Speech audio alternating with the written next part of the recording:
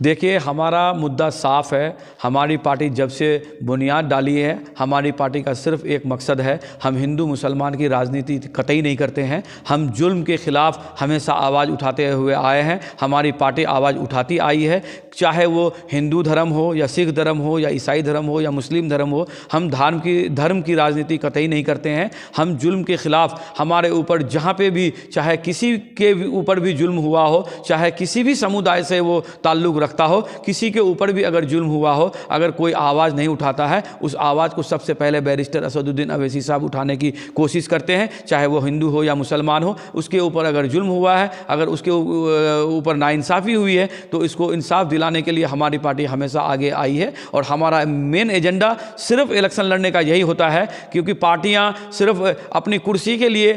कोई कुर्सी बचाने के लिए लड़ता है, कोई किसी की कुर्सी उखाड़ने के लिए लड़ता है, लेकिन हमारी पार्टी मजलिस इत्तेहादुल मुस्लिमीन सिर्फ इस बुनियाद पर इलेक्शन लड़ती है, चाहे वो किसी भी समुदाय का किसी के ऊपर भी जुल्म हो, उसकी आवाज़ अगर कोई पहले विधानसभा में उठाता है तो उसका नाम अख्तुल ईमान साहब है, और अगर पार्लियामेंट में किसी भी स्टेट में कहीं कोई जुल्म हो तो उसका अगर आवाज़ उठाता है तो बैरिस्टर असदुद्दीन अवैसी साहब उठाता है। इसीलिए हमारा मेन एजेंडा और हमारा सिर्फ मेन मकसद यही है कि किसी के ऊपर भी, चाहे वो किसी के धर्म के ऊपर भी किसी भी तरह का नाइंसाफ़ी या जुल्म हो,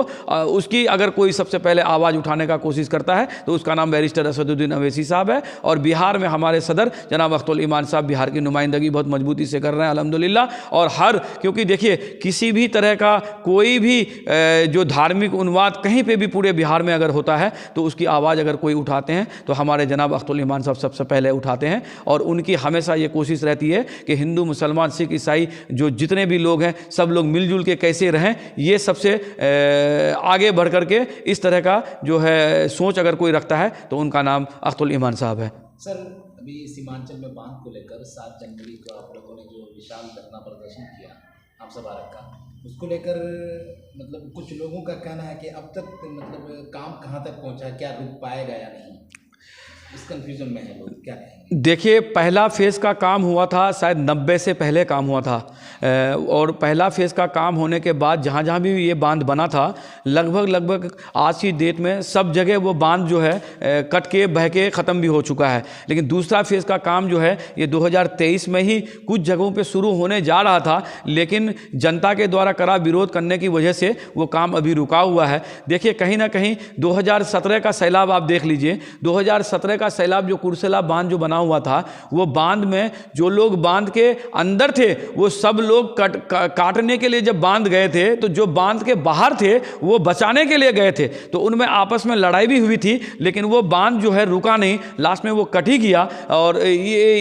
और वो कटने से उधर के जो लोग थे वो काफ़ी लोग नुकसान हुए थे, और उसका नतीजा 2017 में नहीं बल्कि 17 के बाद या 17 से पहले जो आपका वो सहरसा सुपौल वाला बांध भी जो कटा था, उसमें जो भारी तबाही हुई थी। तो ये बांध का इसीलिए हम तमाम तर सीमांचल वासियों को खतरा मंडरा रहा है कि जो लोग बांध के अंदर रहेंगे वो जो मरने लगेंगे तो जाहिर सी बात है, जब डूबने के वक्त जब वो किसी चीज़ को नहीं देख करके जब बांध काटने के लिए जाएंगे तो हमेशा डर बांध के बाहर वालों को रहेगा कि अगर बांध कटा और उसके बाहर जो आबादी रहेगी तो बांध के अंदर वाला इतना तबाह व बर्बाद नहीं होगा, उससे कई गुना ज़्यादा बांध के बाहर वाला तबाह व बर्बाद होगा। इसलिए जो है हम सभी दल के लोग ये प्रोग्राम करके ये कोशिश किए अवाम को बताने की कि भाईजान, अगर आप बांध के अंदर हैं तो बेचैन ही हैं, लेकिन अगर आप बांध के अंदर हैं तो उससे ज़्यादा आप बेचैन होंगे। ये समझाने में हम लोग कामयाब रहे, और हम लोग अवाम के नज़दीक, अभी ठंड है इसीलिए हम लोग अभी नहीं जा रहे हैं,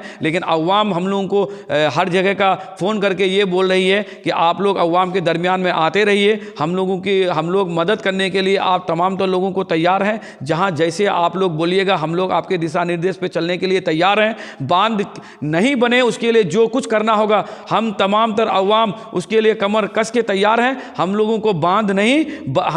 बांध बनना कोई ज़रूरी नहीं है। हम लोगों को नदी कटाव से निजात अगर दिलाना है, हम लोगों को सैलाब से कोई परेशानी नहीं है, हम लोग को नदी कटाव से परेशानी है। इसलिए सरकार से यहाँ की अवाम जो है मांग रख रही है कि हम लोगों को नदी के किनारे बोल्डर पिचिंग या गार्ड वाल कर दिया जाए, ये बेहतर रहेगा बजाय बांध के। इसीलिए यहाँ का अवाम का बात हम लोग सरकार तक पहुँचाने का कोशिश कर रहे हैं। सर, आपके 22 विधायक ने एक पोस्ट किया था फेसबुक पे, कहा गया था कि जल संसाधन जो मंत्री हैं उनके द्वारा कहा गया है कि ठीक है, बांध पे अभी रोक लगा दिया गया है और इसकी जगह पे जो नदी टेढ़ी है इधर उधर है उसको ठीक किया जाएगा। देखिए, ये तो एक कहावत है कि देर ही आए लेकिन दुरुस्त हो। अब वो जगह अगर हैं मौजूदा विधायक तो ये अच्छी बात है यहाँ के अवाम के लिए, लेकिन इनका मनसा कुछ पहले और था। लेकिन ये 7 तारीख का प्रोग्राम के बाद में अगर उनका दिमाग दुरुस्त हुआ है तो कम से कम ये बेहतर है कि वो अवाम के हक़ के लिए कम से कम कुछ करने की कोशिश कर रहे हैं। ये अच्छी बात है कि उनका सोच का दुरुस्त हुआ है। देखिए, अवाम ही नहीं रहेगा तो नेता का नेतागिरी चलने वाला है नहीं। उसको देखते हुए वो आज अगर इस तरह की बात को कर रहे हैं तो ये सराहनीय कदम है उनका कि यहाँ के अवाम के लिए वो अच्छा सोच रखते हैं या सोच रहे हैं। क्योंकि देखिए, अवाम अगर बांध बनने से मुसीबत में आए तो ऐसा बांध बनाने का क्या फ़ायदा। इसीलिए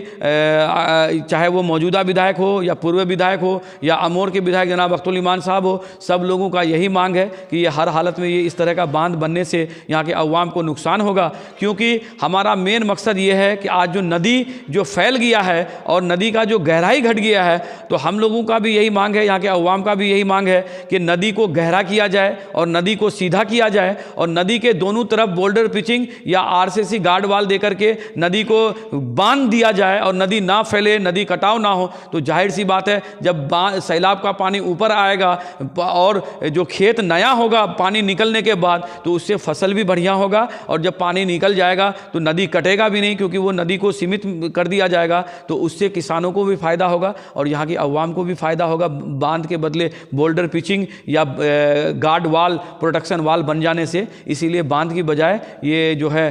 प्रोटेक्शन वाल होना बहुत ज़रूरी है और नदी को चौड़ाई कम करके गहरा कर दिया जाए तो ये बेहतर होगा। और यही सरकार से यहाँ की अवाम के और यहाँ के नेता लोगों की यही मांग भी है और हम लोग यही मांग भी रखते हैं। मैं नदीम अख्तर, जिला अध्यक्ष, ऑल इंडिया मजलिस इत्तेहादुल मुस्लिमीन, पूर्णिया, बिहार।